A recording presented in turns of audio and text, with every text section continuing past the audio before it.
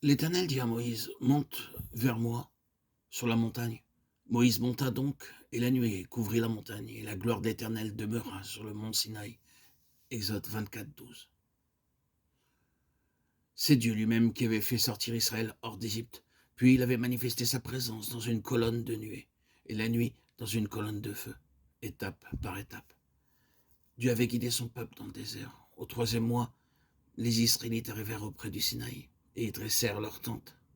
C'est là que l'Éternel allait donner sa loi au peuple qu'il rachetait, là qu'il convia son fidèle serviteur à venir plus près de lui, au sommet, l'invitant à une communion plus intime.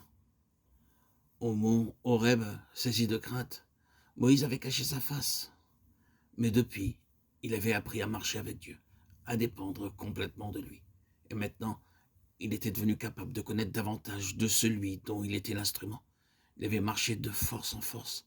Et alors qu'il avait autrefois reculé devant l'appel, objectant son incapacité, maintenant il était devenu le serviteur sans crainte et plein de hardiesse, l'instrument fidèle du Dieu invisible, dans la communion duquel il vivait. Ainsi, la foi en Dieu et l'obéissance à ce que nous savons de sa volonté nous préparent à cette communion plus intime, après laquelle nous soupirons.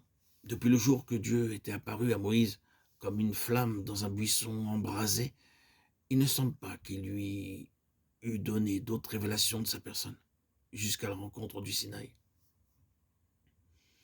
Au cours de la lutte avec Pharaon, tandis qu'Israël murmure contre Moïse, les rapports entre Dieu et son serviteur sont exprimés par ces mots, et l'Éternel parla à Moïse.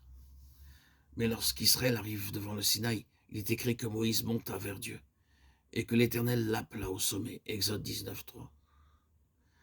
Très probablement, Moïse cherchait à connaître la pensée de Dieu au sujet du peuple d'Israël, et dès lors, il fut conduit pas à pas dans une communion toujours plus intime avec Dieu, jusqu'à être admis à contempler la gloire qui ressemblait à un feu dévorant. Quand il redescend vers le camp, sa figure resplendit de lumière, et il est devenu le plus doux de tous les hommes qui exista sur la terre. La première fois qu'il était monté au Sinaï, Dieu l'avait renvoyé avec un bref message, donnant les conditions essentielles pour que les Israélites fussent son peuple. Avec la réponse du peuple, Moïse retourne vers l'Éternel. Tout ce que Dieu a dit, nous le ferons. Alors, il reçoit l'ordre de commander aux Israélites de se préparer, car Dieu descendra sur le mont Sinaï, il parlera à Moïse, et le peuple entendra sa voix.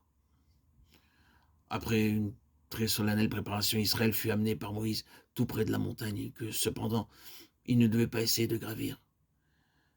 Des bornes avaient été placées alentour, et Dieu descendit au sommet dans le feu. La fumée montait comme celle d'une fournaise, et la montagne tremblait fort, et le son de la trompette se renforçait de plus en plus. Moïse parlait, et Dieu lui répondait par une voix. Et l'Éternel appela Moïse au sommet. Il entra dans l'épaisseur de la nuée. Exode 24, 18. Ce qui paraissait était si terrible qu'il dit « Je suis très effrayé et tout tremblant ». Hébreux 12, 21. Était-ce là le même Dieu que celui qui, en Horeb, avait écouté avec tant de patience les refus, les craintes, les hésitations de celui qui l'appelait? Comment lui avait-il parlé alors si librement? Dans sa grande miséricorde, Dieu voile sa face lorsque son enfant fait les premiers pas. Par la suite, et lorsque le moment est venu, il révèle quelque chose de sa sainteté, autant que l'instrument peut en supporter. Et cette révélation, c'est que l'Éternel est un feu consumant. Peut-être bien des chrétiens ont-ils, comme Moïse, rencontré l'Éternel au mont Horeb, où Dieu s'est révélé à eux comme une flamme, brûlant leur cœur, ainsi que dans le buisson. Ils ont marché avec Dieu dans l'obéissance de la foi et annoncé le message de la délivrance aux âmes encore dans l'esclavage.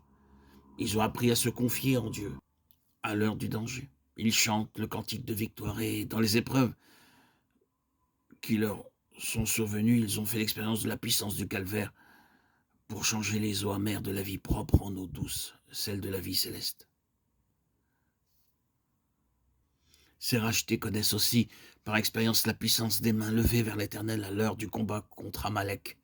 Ils travaillent avec le Seigneur selon qu'il les conduit de grâce en grâce. Mais cette communion du sommet, parler avec lui face à face, oh, combien ils soupirent après cette nouvelle révélation de Dieu. Combien ils souhaitent entendre sa voix leur dire « Viens avec moi et regarde depuis le sommet ».